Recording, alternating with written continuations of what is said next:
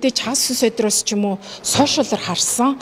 Тэгээ бүтэн одоо андаараа бол бүтэн зураглыг хараагүй сошиалар ч гэсэн бүтэн мэдээлэл бол ахгүй шүү дээ. Тэгээд миний хувьд бол зүгээр хүнлэнгөөс хараад ерөнхий одоо хүн намыг бас анханаас нь байсан эмэгтэйчүүдээ улс төртөх оролцоод дэмждэг, шийдвэр гаргах түвшинд Монгол улсад эмэгтэйчүүдийн оролцоо бага байгааг шүүмжилдэг, эмэгтэйчүүдэд дэмжих ёстой гэж уриалдаг хүний хувьд хэлэхэд ер нь энэ ёс зүйн асуудал, ёс суртахууны асуудал маш чухал. Тэгэхээр одоо юу гэдгийг сайд нар байна уу, ерөнхий сайднууд, жирийн улсын хурлын гишүүн байна уу, жирийн иргэн байна уу? Хүний эрхийг хангах ёстой шүү дээ. Хүний эрхийг. Хүний эрх дотор эмэгтэйчүүдийн эрхийн асуудал зарим тохиолдолд Монгол улсад харахад сайхан ч гэсэн зарим нэг кейс тохиолдолд бас эмзэг шүү гэдгийг харах хэрэгтэй. Хоёрдугаар ялангуяа энэ шийдвэр гаргах түвшинд эрх мэдэлтэй энэ хэсэг дээр бас энэ хүйсийн тэгш байдал маш чухал. Тэгэхээр эмэгтэй хүний нийгмийн хэвшмэл ойлголт гэдэг штэ. Одоо жишээлбэл заавал эрэгтэй гэхгүй эмэгтэй хүмүүс маань хүртэл одоо сэтгүүлч зурагтаар ингээл асуухад би харж ирсэн. Энэ парламентод хэдэн эмэгтэй гишүүн байл зүйтэй вэ гэд тэр одоо 3-4 жилийн өмнөх явдал та. Тэгэхэд бол нэг хоёрхан байхад зүгээр ч гэдэг юм нэг нийгмийн хэвшмэл ойлголт эмэгтэйчүүд бол ээж хүнийхээ үүргийг үзтгэл гэртээ үр хөвгтө асраал хоол ундаа гэл байж ах ёстой ч гэдэг юм уу.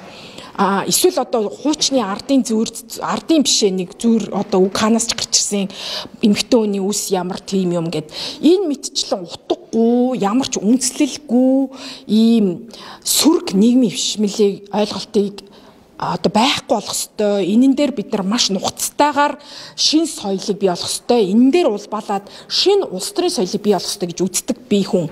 За тэгээ би эмэгтэй ч эрэгтэй ч ер нь хүйсийн тэгш байдлыг маш их ярьдаг. Эрэгтэй хүнд олж байгаа бол эрэгтэй хүнээ бас хамгаалах ёстой. Тухайн асуудал үүсэж байгаа бол эмэгтэй хүн дээр асуудал үүсэж байгаа бол бас л хамгаалах ёстой. Тухайн аль хүйс дээр ямар асуудлаас хамаарна. За энэ тохиолдолд бол яалтчгүй би алдаа гаргасан, ёс зүйн алдаа гаргасан тал бол уучлалгүй гуйх ёстой болов уу гэж л ингэж л харж байна. Ардчлан намын бүлгээс ч гэсэн иймэрхүү шийдвэр гарсан гэж ойлгосон. Тэгээд ер нь бол манай Монголын хүмүүс маань, шийдвэр гаргагчид маань, жирийн иргэд маань, тухайн байгууллагын удирдлагууд зүгээр компани аж ахуй нэгч вэ. Алдаа гаргацсан бол зүгээр уучлалгүйгаа сурч хэрэгтэй шүү дээ. Энэ чинь ерөөсөө хэцүү юм уу, эмзэг зүйл биш байхгүй юу? Хүн алдаж олон тэгвэл уучлал гуйчих ёстой.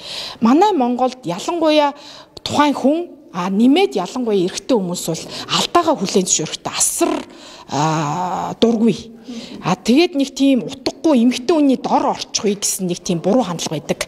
За энэн дээр эрэгтэй эмэгтэй хувь хүмүүсийн хооронд асуудал үүсгэж зөвхөн эрэгтэй тал нь буруутай байдаггүй. Заримдаа эмэгтэй талч буруутай байдаг шүү. Эмэгтэйчүүд өөрсдөө бас хүний эрх гэдэг ойлголтынхаа мэдлэгийг сайжруулах ёстой.